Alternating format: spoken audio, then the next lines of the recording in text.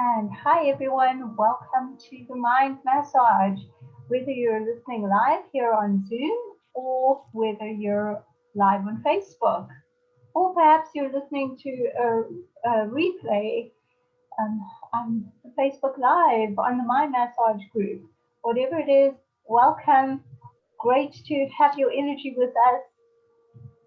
And today we're discussing this wonderful topic. As usual, my co host with whom I'm always so privileged to present with, Dr. Tom Atkins. And Tom and I are discussing what is healing, what does healing mean to you? And I'll give it over to you, Tom, to start with a meditation and kick off the discussion. It's so beautiful to be here as ever. We're going to talk about readiness today, and we have a conversation about mirrors and what does it look like to actually be of service in an ego-free space. That sounds like a confronting idea for a lot of folks. How dare somebody ask me to not bring myself forward, right? When everything we've been taught in all of our decades has been claim thyself, sculpt thyself, bring thyself forward, have thyself triumph over the others who don't sculpt themselves as well as we do. Something like that, right? I think everybody can identify with that. Clambering our way up whatever the ladder is that we were born into. And we're all born into different kinds of ladders. And there's no escape. One of our favorite spiritual teachers always says, you can't get it wrong and you can never get it done. Yeah. Hasina and I listen to Abraham Hicks quite a bit. And that's just one flavor of things. When we talk about readiness, though, it's a strange thing when we talk about that sense of serenity that comes with what we would consider mind, body, spirit integrity, right? We get to a place where we're comfortable and safe and serene and peaceful. And when we talk about meditative states, we talk a lot about in all spiritual traditions over the millennia, over the thousands of chapters of mankind, humankind, biped kind, getting to a place of stillness and quiet. What if there's no such thing, right? We will talk about the mirror today, and we'll get to the place where that quietness is possibly of service. And I'd really like to do a quick meditation on what the Sanskrit technologies, Sanskrit ideologies, and a lot of the Eastern traditions are based on ideas of fire. Agni is what the word is. Agni. Agni is the Sanskrit word for fire. And there are all different forms of that. The dakshina is the digestive fluid. And we can dive more into that. But since I've presenced the idea, let's just all take a breath without even moving. Don't even notice. You don't have to get yourself into any position at all. Wherever you are is absolutely perfect. You don't have to force yourself to stay still, but you don't have to move. And you don't have to uncross your legs. I'm going to, but you don't have to. And it doesn't take long to find that first sense of stillness. Notice it. And I'm going to bring our attentions to the place that feels almost volcanic. So in that place of what is now a known stability, right? Just check in with the peripheries of your body, the fingertips, toes, places your body is contacting things, whether it be your clothes or the seat you're sitting on. Maybe you can even feel the breeze. But you are a mountain of a something. In that sense of stability and surety, what the Sanskrit traditions call sthira, which is the start point of institution. Let's give ourselves credit for being institutionalized here. Here we are, situated, institutionalized. Stuck, maybe, is a good word, also from the same root, and not necessarily a bad thing, although we hear the word stuck and it ticks us off sometimes. Just think of yourself stuck here in a beautiful, I got here, here I am, ready to go forward kind of a way. So here as volcano, notice the place where the fire might be bubbling.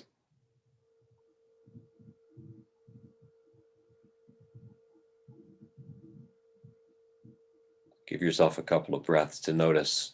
There's probably one part of your body, one side of your body is warmer than the other. One limb of your body might be warmer than the other. Where's the heat? Heat might not feel like temperature. It might feel like a tension of some sort.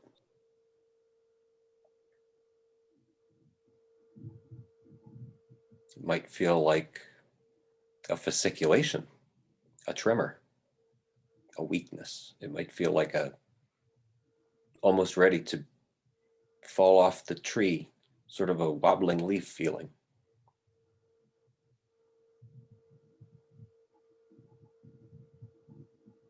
And it might feel like a simmering pot, bubbling, bubbling, bubbling, bubbling. Once you've found that space, focus on it, give it credit. And again, don't try to change anything about it, just notice it.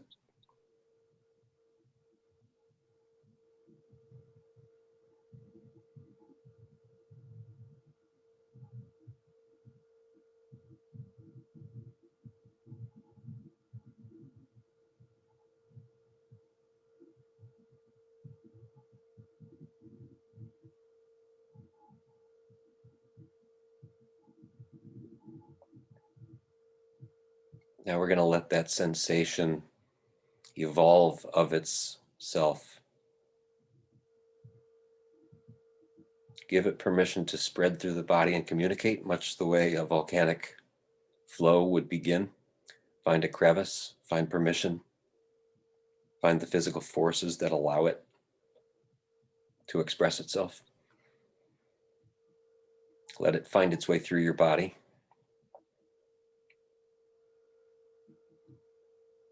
And notice the resistance too. Notice all the little mental games.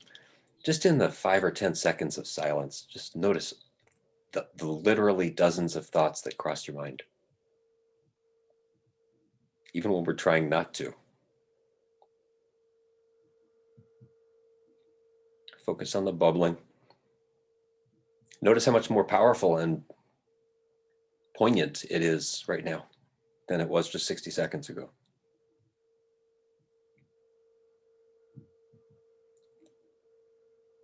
So we get a flavor of the inherent power. Now we're actually going to do something with it.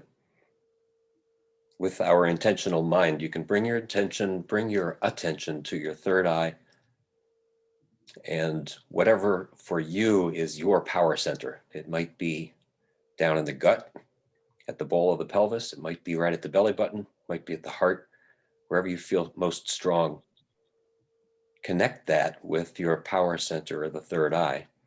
And very intentionally now, we're going to bring that bubbling cauldron center into the torso, into the heart center.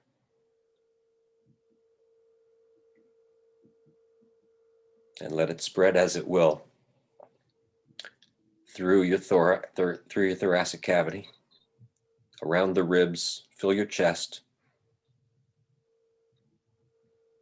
And very comfortably, it's not forcing its way anywhere. It's still bubbling. It's hungry. This is a very generous power. This is an infinite power.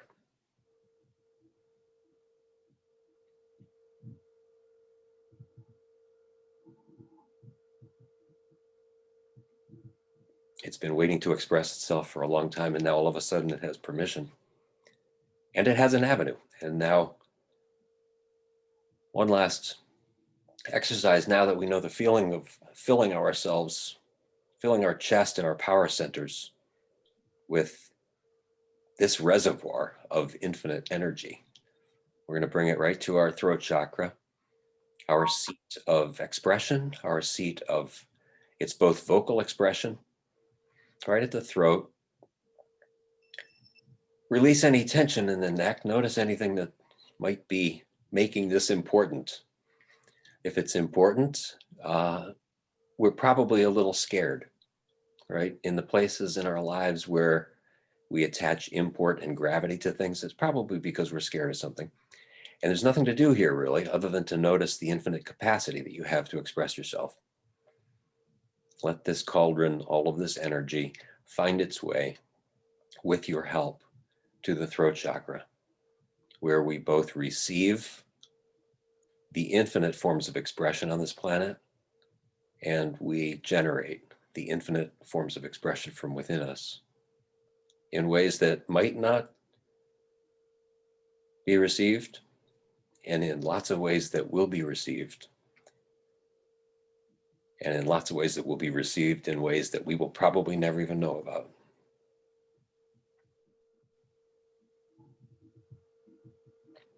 And let that last idea just linger as we settle that energy. This was a very intentional exercise, and you might actually feel a power there. And this might feel like the top of a sine curve of a roller coaster, top of the hill. It is both physiologically and emotionally reflexive to think that when we're at the top, we're going to go back down. But what if we didn't? What if this is just the way it is?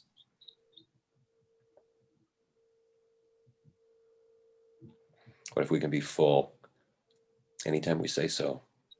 Right here with this kind of surety and clarity. And so with that kind of brand new stability, we are a new kind of volcano, ever ready to express.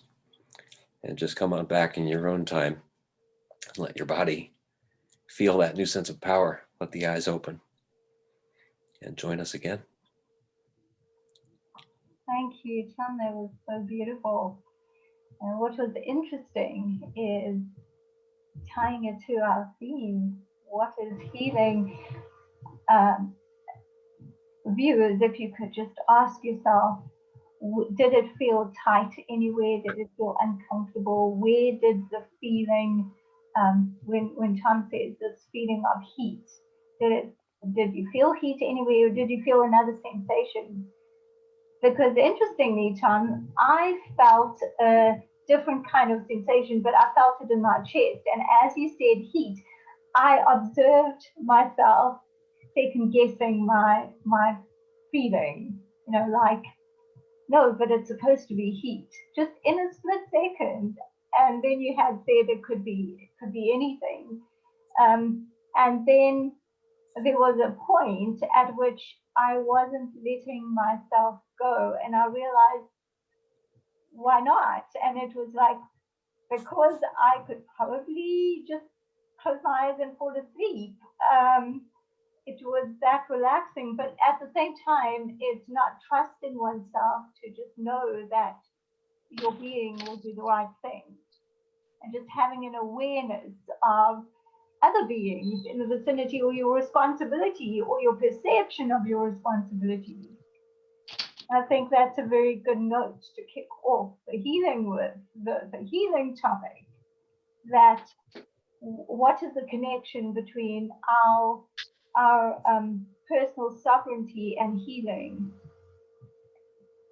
That sense of I did it wrong, right? All of those cascades of thoughts that go through our mind, most of which we don't even know. Most of them probably are in the flavor of I got it wrong, right? And when you think about the neurochemistry of the neocortex, the quote evolved part of the brain, right? It's the learned part. It's our library, and the whole function of the neocortex is to say no, right? That's how we evolved in the first place. It's a safety mechanism, and it turns off most of what's information, ongoing information, right? The classic example is you're not paying attention to the way your butt is sitting on the seat right now, right? Until I say something about it, and then all of a sudden turn on, right? But most of what's going on around us, not relevant, right? Our bodies are put together so we say, what's a challenge? What's a threat? And that can be both in negative and positive, right? What's a threat to my current existence, my current state of serenity? And probably the I got it wrongness is somewhere spiritually footed in that idea too. Or I should say it the other way around. The spiritual idea of I got it wrong is footed in our neurochemistry, right? Where the brain is trained to turn off, turn off, turn off. And you're right, when we get to the place where there's a courage, where it's an abundance, really. That's abundance mindset that comes from an abundance chemistry, which lets us say, I do have the courage right here. I have the courage to say and think and be whatever is there as, quote, right. I do have a self-expression. I do have that center fire, that centerpiece of my sovereignty. Yes. And I think that's so important discussing healing. Do we actually even know what does healing mean to us? Because that's, in order for us to take personal sovereignty, we need to look at, well, what does healing mean? Is it just something physical? Is it something that happens to us? Is it something we have to force our body into because our body betrayed us as far as we're concerned? Or is it something that we can say, we can step into with personal sovereignty and say, well, this is how I feel about learning, so healing. So I'd like to ask viewers just quickly in 2 minutes, either think or say something about what do you think that healing means to you. If you want to unmute, that's great. And if you want to type anything into the comments on Facebook, feel free, or just think about it. What does healing mean to you?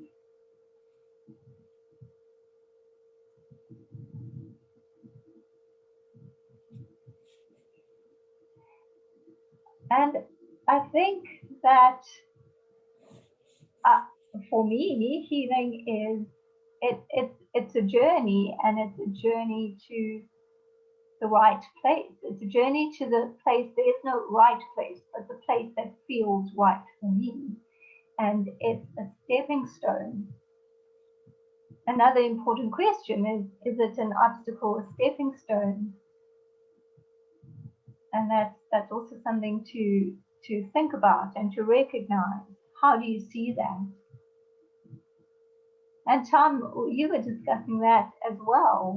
What do you see it as, or how do you see that?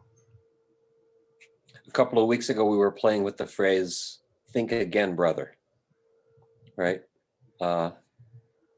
In a lot of the spiritual dialogues, something like think again, right? Put that in your own tradition, whatever your practice is. And a lot of the stumbling block is the answer that actually comes out of our mouths, right? Nothing wrong with it, right? But each of us, we almost can't hear a question without having something there. So when you spoke the question, even though nobody wanted to pipe up, everybody who heard the question mark and heard the uptick, right? You don't even have to hear the words, you just hear the question, right? The body will come up with an answer. The mind and spirit will come up with an answer. So we can't not have an answer. And the point I was going to make is the stumbling block is often that answer, right? That is the learned, not wrong, but learned because of experiential and past-based derivative. So it is the current understanding, and it's the stumbling block, right? If there's any kind of a wave to life, right, and it's guaranteed the situations will change, it's proper for today. Who's to say proper or improper, right? It is what it is, and the mirror will be able to say it is what it is. And we all know the agony of disagreeing with the mirror. Yeah, whether that be the physical one that we look into and say, these things can't be here. Why are these things here? Right? Or we look into the mirror of another in a conversation and we say, how can that person be responding to me? That's not right. We all know that agony. Yeah. And there's nothing wrong with it other than it's a learned truth. Yeah. And so that is always, by metaphysical definition, the stumbling block. What I know is the problem. That's a very confronting statement for a lot of folks. And especially as we're going through our early education. It's a it's tough. Healing is not any one thing. Healing to me is healing your past, your present, physically, emotionally, spiritually, mentally. That's healing to me. In a timelessness, is that what you meant by the not the past and present? Healing your past. We all have a past. We all have a past. And what's the access to that sense of timelessness?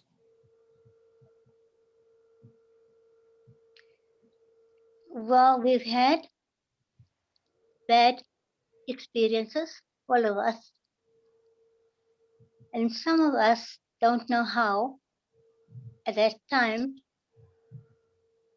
we did not deal with it as we should have. And that continues. Yeah, it's sort of the handcuffed human condition, isn't it? It looks like we'll probably never be any different. It looks like that will always be true, right? Yes, but you can free yourself of that. How? There are ways. I don't think we have enough time to discuss that. Oh, but you're in the process of teaching us timelessness. There is no end point here. Hasina will pretend to turn off the video in about 6 minutes, but we all know differently. We'll be here. Okay. But feel free if you do have a thought on that, how people can access it's a fleeting feeling in a meditative state, right? We all kind of get there, and we go about our business and get back into on the roller coaster, right? Get back into the traffic jam. But what's the access to that sense of timelessness? Well, we suppress it, and eventually, over time, we don't know we've done that.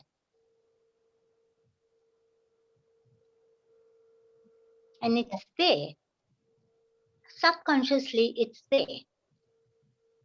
And then, as time goes, we get triggered by something. And it all comes up.